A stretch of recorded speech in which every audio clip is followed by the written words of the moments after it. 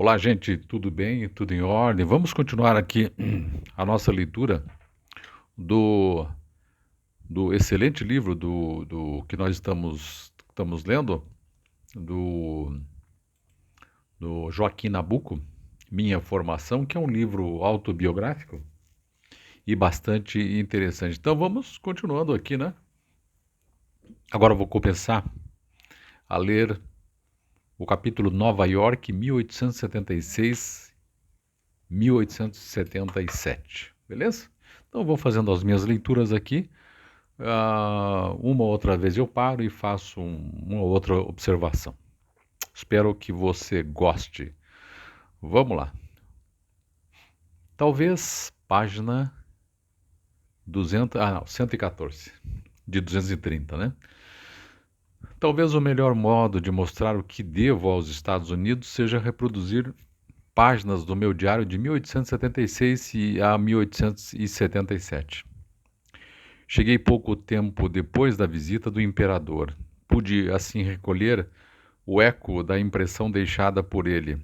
O ano que passei na Grande República foi um dos seus momentos políticos mais interessantes, porque foi o da eleição de Tilden. Como se sabe, os democratas ganharam as eleições de 1876, mas as juntas apuradoras republicanas de alguns estados do Sul manipularam as atas de forma a dar maioria aos eleitores de seu partido. Ambos os lados reclamavam a vitória e, como a Câmara dos Representantes era democrata e o Senado republicano, a perspectiva era que o Congresso não chegaria a acordo até março e que os Estados Unidos teriam dois presidentes, com todas as probabilidades de uma guerra civil. Estou lendo e imaginando que nós, enfim, saímos de uma campanha americana, né? Estou tentando fazer paralelos aqui. O espírito prático, o espírito de transação da raça anglo-saxônica interveio e as duas casas do Congresso concordaram em entregar o julgamento a uma comissão especial, tirada de cada uma delas e do Supremo Tribunal. Olha a confusão na eleição americana. Vai vendo aí. A diferença entre a Inglaterra e... Isso em 1876, né? A diferença entre a Inglaterra e os Estados Unidos não pode ser melhor apresentada do que, nesse caso, a Resolução Americana foi como a inglesa, o acordo em vez da guerra civil dos países latinos, mas nos Estados Unidos, ao contrário do que aconteceria na Inglaterra, a comissão não se elevou acima do espírito de facção. As votações foram todas estritamente partidárias. O que quer dizer, figurando nela 5 membros da Corte Suprema, que o mais alto tribunal da União era composto de políticos. Com juízes ingleses, a decisão teria sido talvez injusta, mas não seria nunca parcial, dada por motivo político. Não se contariam de antemão os votos dos juízes como dos congressistas. Em tão pouco tempo como tive, nenhum estudo comparativo da educação, da seriedade e dos costumes políticos dos dois países podia ser mais proveitoso para mim do que foi essa campanha eleitoral de 1876 e 1877 e o desenlaço que ela teve. As qualidades e as deficiências da política americana estavam todas visíveis e patentes nessa lição de coisas. Eu tinha acompanhado a luta dos partidos para a captura da cadeira presidencial com o maior interesse. Cada boss me era conhecido como o era a figura do senador, a opinião de cada jornal influente, cada nuance das suas convenções. Vai fazendo um paralelo aí com a eleição atual, com o encaminhamento atual dos Estados Unidos. Porque às vezes a gente, por desconhecer a história, e isso acontece comigo, a gente fica imaginando, agora a direita, ou agora a esquerda tomou o poder, agora vai ter guerra, agora vai ter uma série de coisas, agora alguém que não tem nada a ver com o resto do mundo vai assumir o poder. Vai vendo aqui também, aqui, ó, nós estamos falando de 1876 e 1877, tanto para um lado quanto para outro, né? Exatamente. É realmente um momento para o estrangeiro abranger num relance a vida política dos Estados Unidos esse ano eleitoral. Eu tinha chegado a Nova York a tempo de familiarizar-me com as questões, as alusões, a gíria política do formidável Canvas que se ia travar e do qual a política da reconstrução no Sul devia ser o eixo. Interessava-me o Tammany Ring, o Risky Ring, o cisma dos independentes, o Civil Service Reform, o Railroad Land Grants, como me interessava o encontro em Gladstone com o Disraeli na questão do Oriente, ou a luta de Thiers com o Duque de Broglie. Durante mais de um ano fui um verdadeiro americano nos Estados Unidos, como o provérbio manda ser romano em Roma. Era o meio de penetrar, de compreender, de sentir a vida política do país, se eu o queria e este fora o meu motivo ao desejar ir aos Estados Unidos. O meu diário desse ano é antes um registro de pensamentos do que de impressões americanas. Há muito pouca política nele, o que mostra que eu vivia uma atmosfera diversa da que os homens de partido respiram, mesmo no estrangeiro. Reproduzo algumas dessas notas para mostrar isso mesmo que o meio norte-americano teve sobre mim, o efeito que muitas vezes tem sobre os próprios americanos de desinteressá-los da política, exceto como espectadores. Vê que interessante, né? Desinteresse da política por parte dos norte-americanos. Ele está falando da época dele. Posso dizer que vivi esses 2 anos, de 1876 e 1877, na sociedade de Nova York, onde se está tão longe da política americana como em Londres ou em Paris, mas o mundo exterior que me cercava por toda parte, a rua, a praça pública com os seus cartazes e procissões eleitorais, os jornais com as cenas do Congresso e as torrentes de eloquência dos mítins, não podia deixar de atrair-me como todo espetáculo nacional curioso e único. Além, está visto, do interesse intelectual que eu tinha em saber como um tão grande país era governado e dirigido, as forças sociais e influências morais que presidiam ao seu colossal desenvolvimento. Aqui estão, no acaso, algumas das notas. Dia 22 de outubro, ele trazendo as notas dele. O discurso de Carl Schurz, pronunciado ontem no Union Legal Club, expõe o sentimento republicano na melhor luz. O principal elemento da presente campanha começa a ser a questão do Sul. Com a aproximação do dia 7 de novembro, esse ponto de vista tornar-se-ia mais importante do que todos os outros. A camisa ensanguentada caiu em completo descrédito,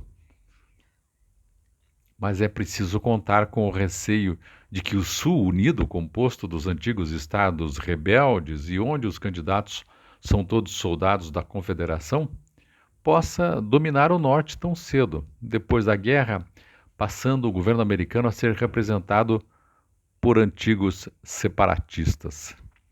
Essa ideia assusta os que põem acima de tudo a União, mesmo quando seja preciso reduzir os estados impenitentes a territórios sujeitos ao despotismo militar e entregues politicamente ao domínio conjunto dos carpetbaggers e dos negros. Este elemento decidirá provavelmente em favor de Hayes a luta de que de outra forma seria fácil de ganhar para Tilden, porque a situação no Sul nos últimos anos desonra a política americana. 1º de janeiro. Cheguei a Washington, em Riggs House. Pela primeira vez ponho o uniforme, a Casa Branca, apresentação ao presidente, depois a casa do secretário de Estado, Mr. Fish, a chamada dinastia Grant, a filha de Mrs. Sartoris, a netinha recebendo os cumprimentos pelo avô. Vou com o capitão-tenente Saldanha da Gama visitar os membros da Corte Suprema através da Terrapin e das Baker Oysters, todos os dias, até que na casa do secretário da Marinha um solene The reception is over. Põe termo à nossa peregrinação de New Year's Day. Eu tinha conhecido Saldanha na exposição de Filadélfia, então daí ligamos-nos muito em Nova York, onde morávamos no mesmo hotel, o Buckingham. Ele ria sempre como muito da recepção. Pobre Saldanha, nascido para o mundo, para o amor, para a glória, quem imaginaria ao vê-lo naquele tempo em Nova York que o seu destino seria o que foi? A esfinge da vida que lhe dera, ainda adolescente, um de seus enigmas indecifráveis para resolver, destruindo nele a aspiração de ser feliz, reapareceu de novo a embargar-lhe o passo no momento em que podia disputar a primeira posição do país. 11 de janeiro. A casa de Mr. John Hamilton, filho do Alexander Hamilton, um homem do passado, voltado todo para ele. Diz-me que o Brasil deve conservar o mais tempo possível sua forma monárquica. Esse Whig não acredita que países como os nossos possam durar unidos sob outra forma de governo. Emoção ao mostrar-me o retrato de Luís XVI, presente feito ao pai. Dia 22 de fevereiro, almocei com Mr. Marshall no Knickerbocker Club. Hoje é aniversário de Washington. Almoçavam Mr. Manton Marble, ex-redator do World, Mr. Epperton, o grande editor, Mr. Stout, Mr. Robinson, Mr. Pell e outros. Ao toast feito ao imperador, respondi como todas as saúdes eram humorísticas, com um ensaio de humor. Disse que nós tínhamos tido receio de que os americanos o guardassem, lembrando-se de uma grande autoridade para eles, o general Lafayette. Dissera da monarquia constitucional. Disse assim: aqui está a melhor das repúblicas. Mas, desde que eles tinham deixado o imperador partir, eu fazia votos para que os dois países conservassem suas instituições como uma aposta de liberdade perpétua entre a monarquia e a república. Quanto a Washington, fiz uma reserva à sua grande obra de ter fundado a capital em uma cidade sem dúvida muito agradável, mas para a qual sempre se vai a custo quando se tem que deixar Nova York. 2 de março. Hoje fui ao Congresso ver os destroços da véspera.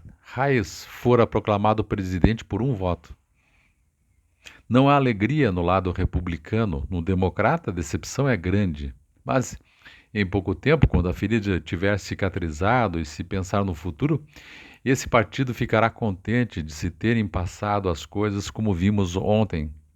O general Banks, antigo speaker da Câmara, cedeu-me a sua cadeira no próprio recinto do Congresso, ainda em sessão.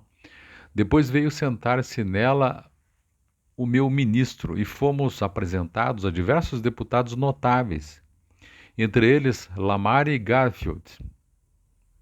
8 de março. O presidente propõe uma emenda constitucional tornando o prazo da presidência de 6 anos sem reeleição. Essa emenda provém do medo que se tem de que as eleições presidenciais sejam tão disputadas pelos dois partidos que dividem em duas metades o país, como foram as do outono passado, e que os negócios de 3 em 3 anos têm um quarto ano de interrupção ou de paralisia, como se tudo perigasse e a anarquia ou a guerra civil, talvez a separação, pudesse seguir-se a uma eleição duvidosa. Ao medo, né, de que a coisa saísse do controle da democracia. Então, a ideia da proposta do prazo da presidente de 6 anos sem reeleição, olha que interessante. Os interesses do comércio e os da propriedade conseguirão um dia alongar o prazo até 6 anos. E como com a maior escassez de eleições, elas tendem a tornar-se mais renhidas, não há razão para o país correr todos os 6 anos um risco, que não quer correr todos os 4. Quer dizer, o que já é uma luta renhida de 4 em 4 anos, seguiria sendo feita, só que daí de 6 em 6 anos. Assim, a eleição crítica do chefe de Estado irá sendo o mais possível espaçada. E não é impossível que a República Americana se aproxime tão de perto das monarquias eletivas que, vendo o perigo desta forma, ela prefira a tranquilidade das longas dinastias, que é a ideia que ele defende, né, originalmente, das monarquias, que daí não tem esse sobressalto. É curioso que o que há de mais perfeito nessa democracia seja a mulher, que é aqui o ente mais aristocrático do mundo, entre aspas, dia 2 de abril. A ideia de governo hoje é inteiramente diversa da ideia de governo antigamente. Tomemos, por exemplo, a liberdade de imprensa nos Estados Unidos, que representa a nova educação política, e a censura na Rússia.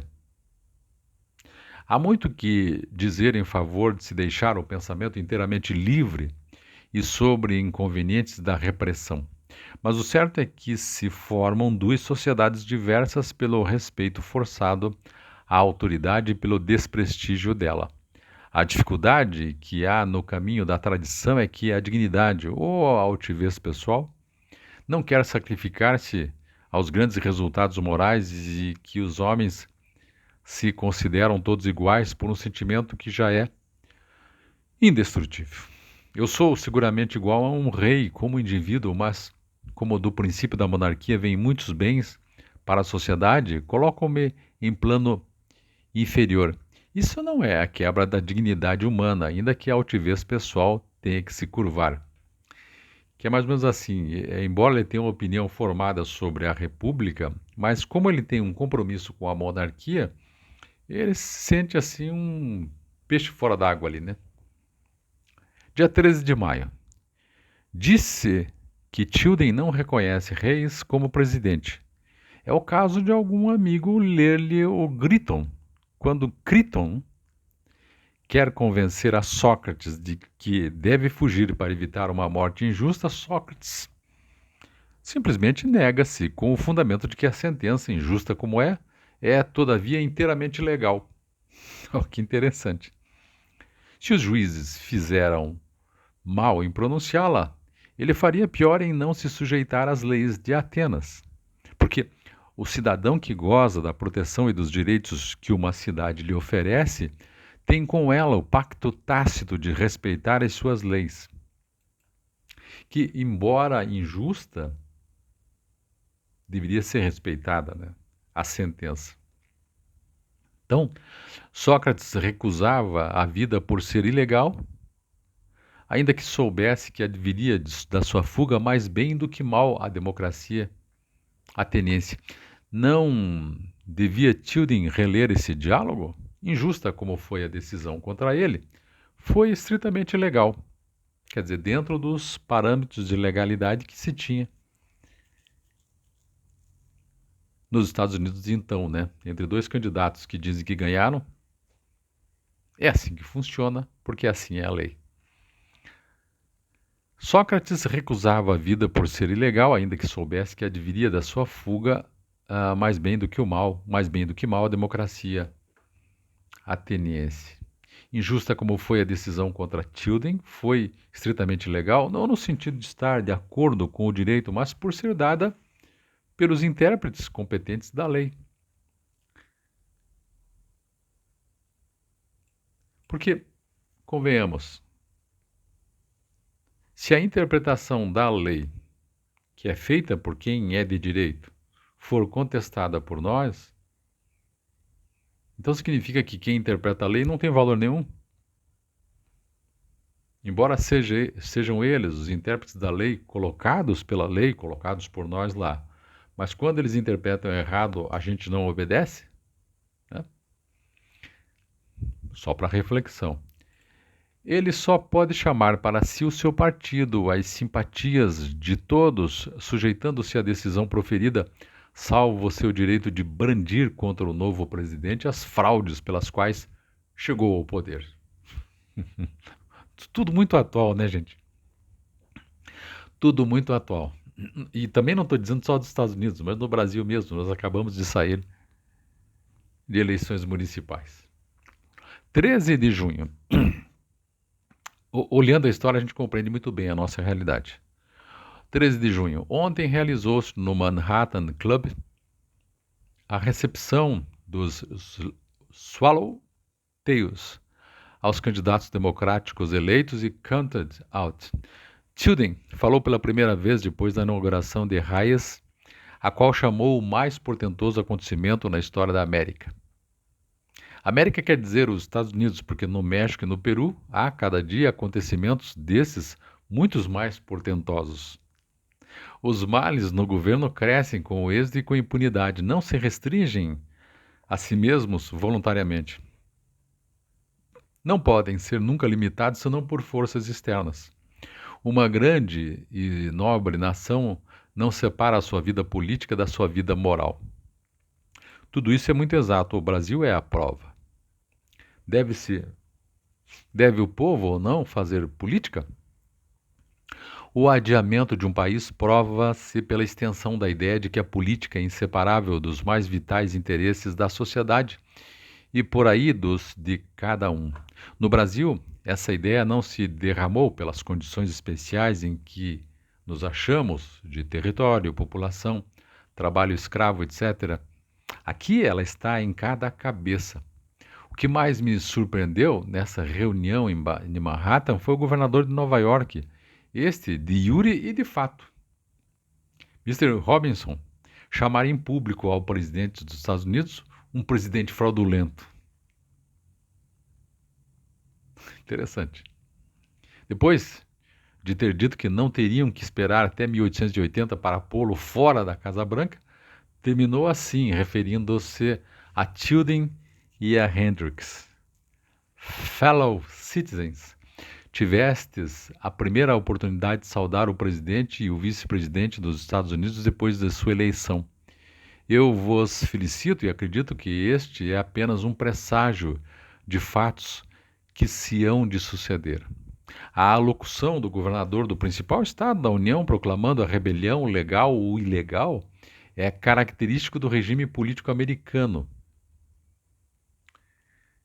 As revoluções de língua e pena não são nunca um delito, são um desabafo. Que os Estados Unidos têm essa tradição de liberdade, de opinião. Né? Essa liberdade. Mas pero no mútuo, né? Digamos assim, tem uma liberdade. As revoluções de língua e pena não são nunca um delito, são somente um desabafo. A boca do político é a válvula de segurança das instituições. É o país das válvulas automáticas. Dia 19 de junho. Os jornais têm hoje um fato interessante. A visita feita por Frederick Douglass ao seu velho senhor que deixou na adolescência para começar a vida de aventuras que o levou até ser Marshal em Washington e o grande orador da abolição que foi. Vim, antes de tudo, disse Douglass, ver meu velho senhor de quem estive separado 41 anos, apertar-lhe a mão, contemplar-lhe o velho rosto bondoso, brilhando com o reflexo da outra vida. Esta cena dá uma ideia mais tocante da escravidão no Sul, porque esse senhor era escravo, né? Esta cena dá uma ideia mais tocante da escravidão no Sul do que a cabana do pai Tomás. O lugar é St. Mitchell, Talbot Country, Maryland. O nome do senhor, Captain Thomas Oates. Marshal Douglass ouviu a sua verdadeira idade da boca do seu senhor, em cujos livros ele figura assim: Frederick Bailey, fevereiro 1818. Provavelmente o senhor não registrou mais a carreira agitada de Frederico desde a idade de 18 anos, isso em 1836. Esse fato é, do que tenho lido, uma das mais profundas e penetrantes apresentações do fato moral complexo da escravidão, que é o laço entre escravo e senhor. Aí, sim, terminamos a leitura. Muito interessante esse final aqui, né? Muito interessante. E que tem a ver com com a ideia do Joaquim Nabuco de abolição da escravatura, né? Mas vamos lá. Então, essa é a nossa leitura, com poucas interrupções. Agora eu vou pedir um resumo para a inteligência artificial disso que nós acabamos de ler, para a gente melhorar esse texto e entender um pouquinho mais. Legal? Então vamos lá. Ó, resumo: Nova York, um olhar de Joaquim Nabuco. Joaquim Nabuco, em suas anotações sobre sua estadia em Nova York entre 1876 e 1877, oferece um relato vívido e perspicaz sobre a política americana durante um período de grande instabilidade, que é exatamente a eleição para presidente disputadíssima entre democratas e republicanos. A eleição de 1876 e suas consequências. Então, uma eleição contestada. Vamos lá. Nabuco testemunha de perto a eleição presidencial mais controversa da história dos Estados Unidos até então. A disputa acirrada entre Samuel Tilden e Rutherford B. Hayes, marcada por irregularidades eleitorais, principalmente no Sul, levou ao impasse político. Olha que interessante, que momento histórico importante. A questão da reconstrução. A eleição foi profundamente marcada pela questão da reconstrução, o período pós-guerra civil, em que o Sul era reconstruído sob a ocupação militar do Norte. A disputa política refletia as tensões raciais e regionais ainda presentes. Um acordo político. A crise foi resolvida por um acordo político que entregou a decisão final a uma comissão bipartidária, evitando uma possível guerra civil. No entanto, Nabuco critica a natureza partidarista dessa comissão, que não se elevou acima dos interesses políticos. Porque lá, diferentemente de nós aqui, nós temos aqui um legislativo todo dedicado à questão eleitoral, né? E é esse legislativo que decide. Agora, reflexões sobre a política americana. Qualidades e deficiências. Nabuco destaca tanto as qualidades quanto as deficiências da política americana. Ele admira o espírito prático e o compromisso com a resolução dos conflitos, mas critica a natureza partidarista e a falta de imparcialidade em alguns momentos. Que foi exatamente essa criação dessa comissão bipartidária para decidir, afinal de contas, quem é que leva, né? E o papel da imprensa. A imprensa desempenha um papel crucial na formação da opinião pública e na cobertura dos eventos políticos. Nabuco acompanhava de perto a cobertura jornalística da campanha eleitoral. E aqui tem um adendo para fazer, que é o seguinte, que eu acho que eu já falei num outro vídeo, que o fato da opinião pública sair pela imprensa não significa que seja a opinião da maioria. Significa que é a opinião, aspas, publicada. Porque há muitos interesses também na imprensa. Então essa ideia de que a opinião pública, a boca da opinião pública se dá através da imprensa, eu acho uma ideia um pouco esquisita para eu aceitar. Mas vamos lá. O poder dos partidos políticos. Os partidos políticos exerciam uma influência significativa na vida política americana. Nabuco descreve a intensa disputa entre os partidos republicano e democrata, sempre, e as estratégias utilizadas para conquistar o poder. A participação cidadã. A participação cidadã na política era intensa, com grandes comícios e debates públicos. No entanto, Nabuco também observa um certo cansaço político e um desejo por estabilidade.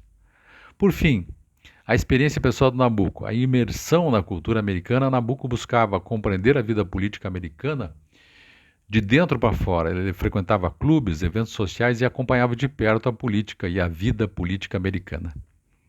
Nabuco faz diversas comparações entre a política americana e a brasileira, destacando as diferenças e de semelhanças entre os dois sistemas políticos, relembrando que na época de Nabuco nós estávamos com Dom Pedro II regendo, né, em plena forma ainda. Apesar de sua admiração pela democracia americana, Nabuco mantém um olhar crítico e objetivo, observando tantos pontos fortes quanto as fraquezas do sistema. E, em resumo, vamos lá? As anotações de Joaquim Nabuco oferecem um testemunho único e valioso sobre um momento crucial da história política dos Estados Unidos. E é verdade. Através de seus olhos, podemos compreender as complexidades da política americana, as paixões que moviam os atores políticos e as questões que moldavam a nação. Muito bem. Então, este foi o capítulo. No próximo, nós voltaremos para outro capítulo, que é o Meu Diário de 1877.